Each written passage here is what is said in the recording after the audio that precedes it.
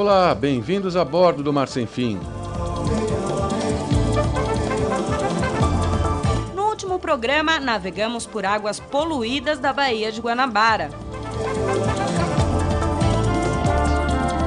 Estivemos nas ilhas do Fundão e do Governador. Mostramos o desmatamento dos morros e o intenso movimento de navios e barcos de todos os tipos e tamanhos. Conversamos com pescadores sobre a falta de peixe e o lixo acumulado. Mas também mostramos que ainda há pontos preservados que fornecem água limpa para a Baía de Guanabara. Estivemos próximo da nascente do rio Macacu, um dos 35 que desaguam na Bahia e o único que ainda não está poluído. E mostramos a imponência de um jequitibá rosa com cerca de 1000 anos no meio da Mata Atlântica, na região serrana do Rio de Janeiro.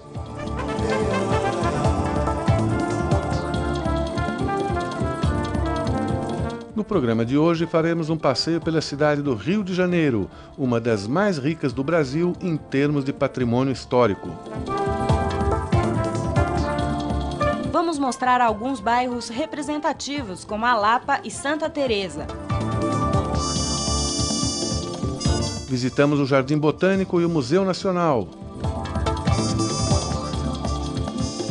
Estivemos numa colônia de pesca em plena praia de Copacabana e conversamos sobre os problemas da poluição dos recursos hídricos do Rio de Janeiro.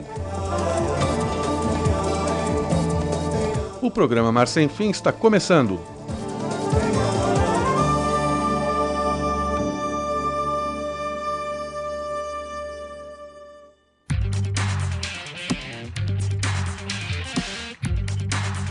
As características da costa do Rio de Janeiro sempre foram um desafio para seus colonizadores.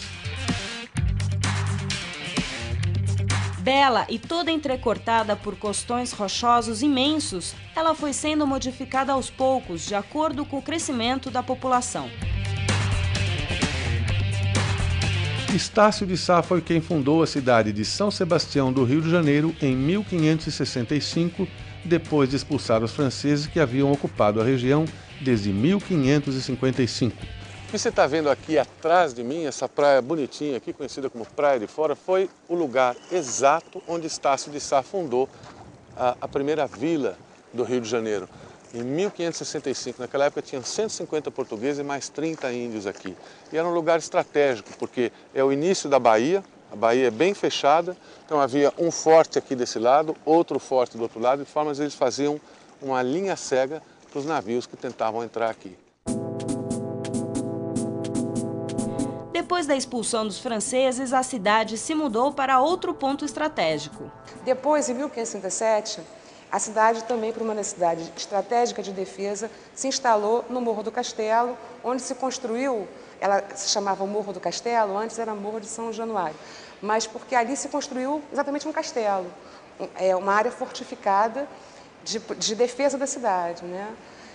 Havia vários acessos ao morro, né? Um deles era a Ladeira da Misericórdia, uma das mais conhecidas vias que conduziam ao alto do morro.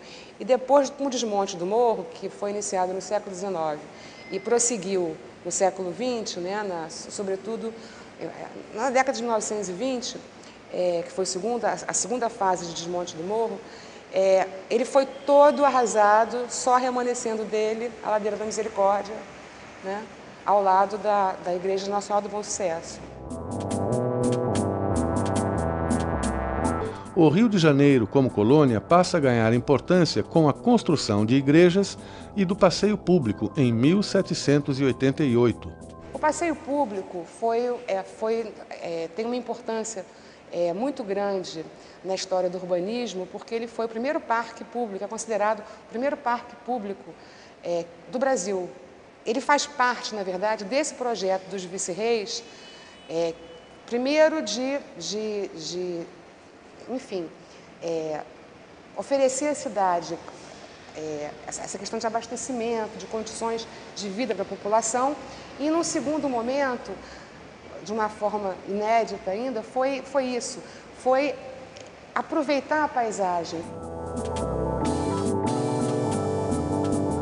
Apesar de já existir no século XVIII uma preocupação com a paisagem no Rio de Janeiro, com a chegada da coroa portuguesa na cidade em 1808, se acirrou a necessidade de dar condições dignas de moradia para toda a corte. A colônia virou a sede do reino, né? Então, o grande impacto, no primeiro momento, foi onde instalar as pessoas, né? E, num segundo momento, foi melhorar as condições urbanas, de abastecimento, que dentro de um projeto que já vinha sendo conduzido pelos vice-reis. E, no terceiro momento, foi de modernização, né?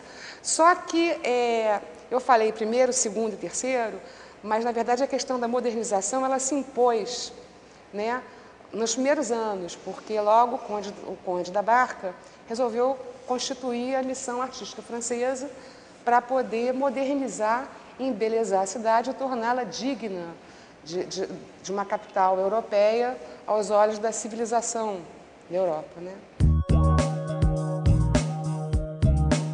O Rio de Janeiro passou então a ser um canteiro de obras, onde morros como o do Castelo eram derrubados para fornecer terra para os aterros que cobriam os mangues e outras áreas alagadas da cidade. Como aconteceu com o aterro do Flamengo já no século XX. O Parque do Flamengo é o maior parque público à beira-mar do mundo, né? E isso tem uma importância fundamental porque ele está à beira-mar da Baía de Guanabara com a vista do Pão de Açúcar. Então, isso é a cara da cidade, né?